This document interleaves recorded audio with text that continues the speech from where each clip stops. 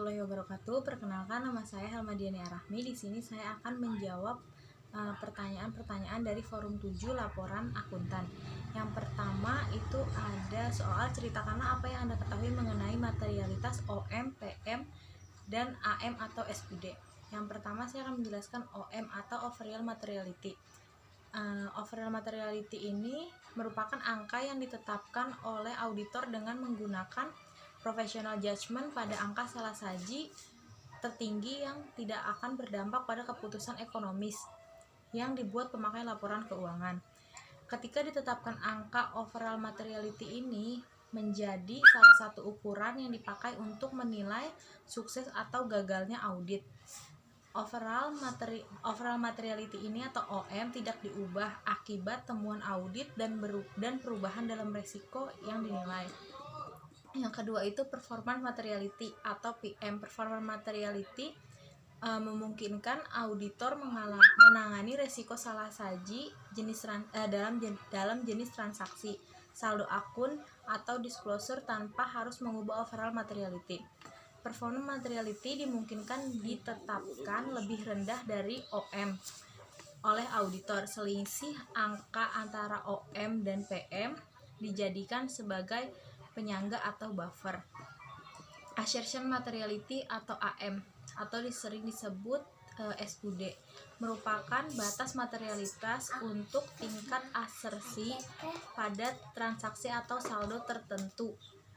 Tidak memerlukan koreksi karena perbedaan tersebut tidak material. Perbedaan tidak material tersebut kemudian diakumulasi untuk menentukan apakah diperlukan adjustment atau tidak. Kemudian soal nomor 2 ada sehubungan dengan materialistis, kapan auditor akan memberikan opini pengecualian. Seorang auditor akan menyatakan opini wajar dengan pengecualian apabila adanya bukti yang telah didapatkan oleh auditor secara tepat dan cukup untuk memberikan kesimpulan terjadinya kesalahan penyajian. Adanya material yang tidak preventif terhadap laporan keuangan yang disajikan. Tidak diperolehnya bukti secara cukup dan tepat oleh auditor untuk mendukung opininya.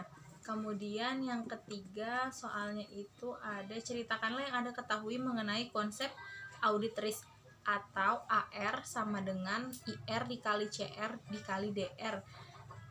Di sini saya akan jelaskan dari kode-kode itu dulu, di mana AR merupakan audit risk, IR merupakan inherent risk, CR merupakan control risk, dan DR merupakan detection risk.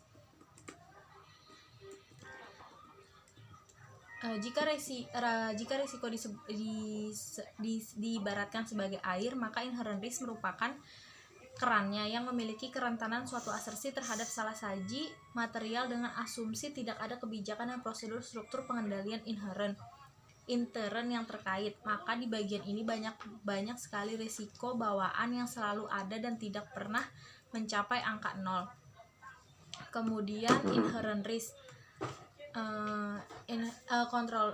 control risk di sini berperan sebagai sistem pengendalian intern.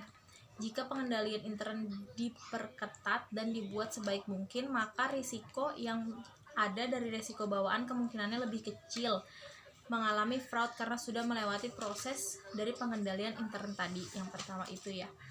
Kemudian ada detection risk.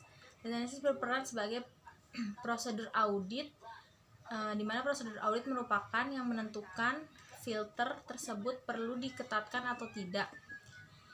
Dilihat dari tingkat materialitas, bila semakin kecil tingkat materialitas, maka filternya pun harus semakin ketat dengan cara melakukan perencanaan yang memadai, supervisi atau pengawasan yang tepat, dan penerapan prosedur audit yang efektif serta penerapan standar pengendalian mutu.